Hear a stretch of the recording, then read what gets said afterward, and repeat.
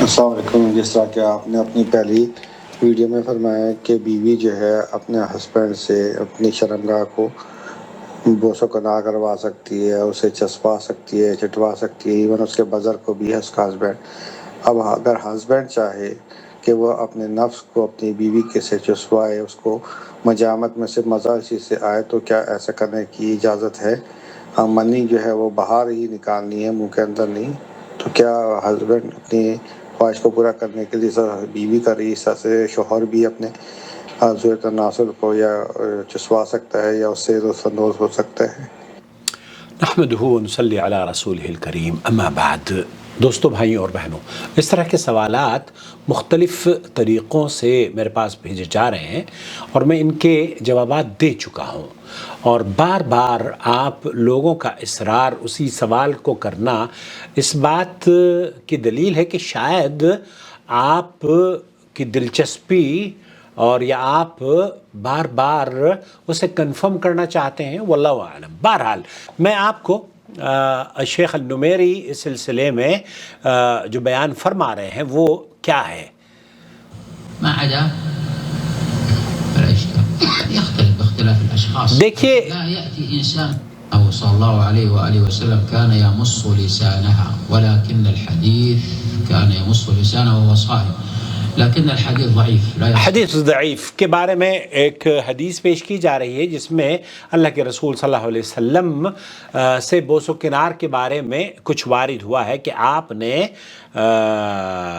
اپنی بیویوں کی زبان کو بھی بوس و کنار یا بوسہ لیا، لكن من حيث الجواز فكما سبق فلا إشكال. لیکن من حیث الجواز، شیخ یہ فرما رہے ہیں کہ جواز کی جو شکل ہے وہ آپ کی خدمت میں حدیث بھی پیش کر رہے ہیں۔ الاستمتاع فلا ذلك حتى نص الفقهاء على أنه فقہا نے اس بات میں قاعدہ بھی بیان کیا ہے، لو أراد أن يجعل ذكره بين إليتيها من غير علاج فلا إشكال في ذلك، لكنهم كرهوا ذلك حتى لا ينفتح عليه الباب، وربما أودى به هذا الأمر إلى اگر مرد شہوت کے لیے عورت کو جس طریقے سے تیار کرتا ہے اور عورت بھی مرد کو تیار کرنے کے لیے اس کی شرمگاہ سے کھیلتی ہے، تو فقہا نے اس کی بھی اجازت دی ہے، لیکن حرام سے اور ایسے امور جو کہ صحت کے کو خطرات جس سے لاحق ہوں ان سے بچنے کی نصیحت ہمیشہ کی ہے۔ الوقوع في المحرم، الوقوع فی المحرم، حرام کاری سے بچنے کی بھی ہمیشہ نصیحت کی ہے، اور ان کاموں میں خدشہ اس بات کا ہے کہ کہیں حرام کاری میں کوئی شخص مبتلا نہ ہو جائے۔ وهذا كله مبني على ماذا؟ على أن النصوص الشرعية أتت بجواز استمتاع. جواز استمتاع، جو نصوص ہیں شیخ فرما رہے ہیں اس سے جو بات ظاہر ہوتی ہے وہ یہ کہ آپ کلی طور پر مرد اور عورت مرد اپنی بیوی سے، عورت اپنے شوہر کے پورے جسم سے استمتاع، لطف اندوز اور لذت حاصل کر سکتی ہے۔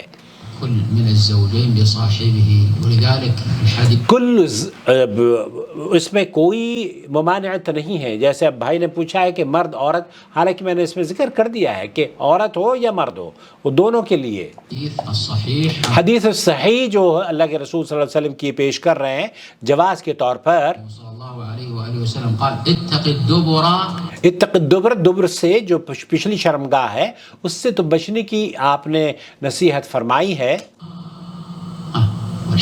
والحیضہ، آپ علیہ السلام نے دو چیزوں سے بچنے کی آپ کو نصیحت کی ہے، مسلمانوں کو نصیحت کی ہے۔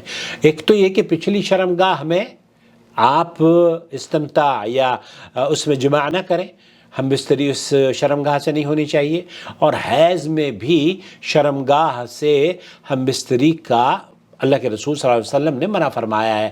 اور اس حدیث کے بارے میں بھی، اس حدیث کو امام ترمذی نے نقل کیا ہے اور اس حدیث کو ابن حبان نے صحیح قرار دیا ہے، اور ترمذی نے اس کو حسن غریب بیان کیا ہے۔ لیکن جو قاعدہ یہاں اخذ کیا ہے علماء نے وہ یہ کہ چونکہ اللہ رب العالمین نے قرآن کریم میں یہ فرمایا نساؤکم حرث لکم فأتوا حرثکم انا شئتم، اور اسی طریقے سے اللہ رب العالمین نے قرآن کریم میں حیض کے بارے میں یہ بھی حکم دیا ہے کہ اللہ تعالیٰ تمہیں وَيَسْأَلُونَكَ عَنِ الْمَحِيضِ قل هو أذى فاعتزلوا النساء في المحيض ويسألونك عن المحيض قل هو أذى فاعتزلوا النساء في المحيض ولا تقربوهن حتى يطهرن فإذا تطهرن فأتوهن من حيث أمركم الله۔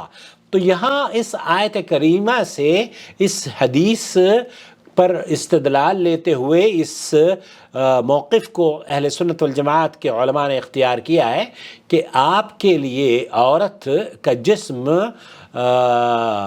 اس کی پچھلی شرمگاہ اور حیض کے دنوں میں تو ممانعت ہے، اس کی ممانعت تو نبی کریم صلی اللہ علیہ وسلم سے بھی ہے، اور قرآن کریم میں بھی بیان فرما دیا ہے کہ وَلَا تَقْرَبُنَّ حَتَّى یطہرن، حتیٰ کہ وہ حیض سے پاک ہو جائیں۔ بہت سے لوگ یہ سوال کرتے ہیں کہ جناب اس طرح کے مسائل آپ پیش کرتے ہیں، میرے بھائی اگر ان مسائل میں کوئی ایسی بد اخلاقی یا ایسی کوئی بات ہوتی جو کہ امت کے لیے خیر نہ ہو تو کیا قرآن کریم میں سورہ بقرہ کی آیت نمبر 222 اور 223 آپ پڑھ لیجئے، اس میں اللہ تعالیٰ یہ فرماتا ہے حیض اور نفاس کے بارے میں کہ اپنی بیویوں سے کب ہم بستری کی جائے۔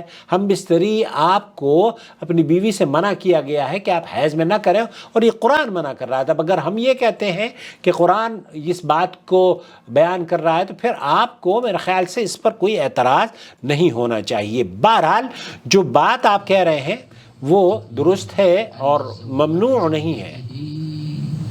يجوز له كل ذلك، یجوز له کل ذلک، تو جو قاعدہ یہ بیان کر رہے ہیں شیخ محترم وہ یہ کہ آپ کا اپنی بیوی سے یا بیوی کا اپنے شوہر سے کسی بھی طریقے سے لطف اندوز ہونا جائز ہے، اور یہی فتویٰ میں دیکھیے ایک اور سائل ہیں حاضر یہاں جزيلا على اتصالك. طيب احنا صوت مش سامعين صوت. يه- سمعت السؤال؟ سمعت السؤال؟ طب سمعت السؤال. أنا مش هسمع لك السؤال ده يعني. انا عندي مشكله في ودني. یہاں کچھ قاعدہ بیان کیا جا رہا ہے آپ کے لیے، اس کو بھی میں نصیحت کے طور پر پیش کر رہا ہوں۔ نظف ودانك عرض. حاضر. هو طبعا الأصل في مثل هذه الأمور مسألة تقبيل الزوج لزوجته في جسدها أو في عضو معين في الجسد أو الزوجة والعكس. یہاں عورت ہو یا مرد ہو، میاں اپنی بیوی کا، بیوی اپنے شوہر کا، اس کے سینے سے، اس کے جسم کے کسی خاص حصے سے، اس کے چہرے سے، اس کے ہونٹوں سے، اس کی ناک سے، اس کو تقبیل، اس کو بوس و کنار کرنا، كل ده الأصل فيه الإباحة. کلہ الاصل فیہ اباحہ، جو شیخ فرما رہے ہیں کہ یہاں اباحت ہے، یہاں ممنوع نہیں ہے کوئی چیز، الا یہ إلا إذا ترتب على ذلك ضرر. الا يترتب على ذلك الضرر، اگر آپ کو کوئی نقصان پہنچانے والی چیز ہو سکتی ہے تو آپ اپنے آپ کو بچا لیں۔ نعم. كان الزوج مش نظيف، كانت الزوجة مش نظيفة، یہاں اگر شوہر پاک نہیں ہے، صاف نہیں ہے، جسم گندہ رکھتا ہے، اسی طریقے سے وہ خواتین بھی جو پاک نہیں رہتی، صاف نہیں رہتی، جسم کو گندہ رکھتی ہیں، تو ایسی صورت میں تو ان کے جسم سے بیماریوں کے پھیلنے کا خدشہ ہے، تو اس لیے شیخ فرما رہا ہے کہ اس سے بچا جائیں۔ كانوا حاملين لجراثيم لبلاوم، والأصل فيه إنه جائز، لكن الاصل فیہا جائز، وہ بھی حتیٰ کہ وہ جو جراثیم ہے ان کی وجہ سے بھی جائز تو ہے، لیکن آپ کو نقصان دہ یہ ثابت ہو سکتا ہے۔ اللي قدامنا مش نظيف، يبقى في هذه الحالة هذا سيترتب عليه ضرر. حادثت سيترتب علیہ الضرر، تو ایسی صورت میں ممکن ہے کہ آپ کسی نقصان سے آپ کا سابقہ نہ ہو جائے، تو اس طرح کے نقصان سے بچنے کے لیے آپ اگر کوئی چیز پسند نہیں کرتے بہت اچھی بات ہے، اسے نہ کریں۔ على الضرر وليس لأنه ممنوع من أصله. تو اس نقصان کی وجہ سے آپ اپنے آپ کو بچانا چاہتے ہیں، بہت اچھی بات ہے، بچا لیجئے۔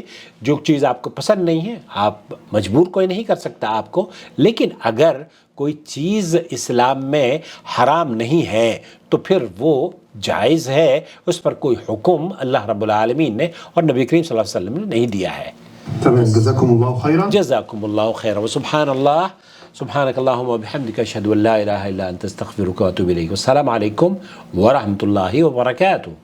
وما أرسلنا من قبلك إلا رجالا نوحي إليهم فاسألوا أهل الذكر إن كنتم لا تعلمون بالبينات والزبر وأنزلنا إليك الذكر لتبين للناس ما نزل إليهم ولعلهم يتفكرون أفأمن الذين مكروا السيئات أن يخسف الله بهم الأرض أو يأتيهم العذاب من حيث لا يشعرون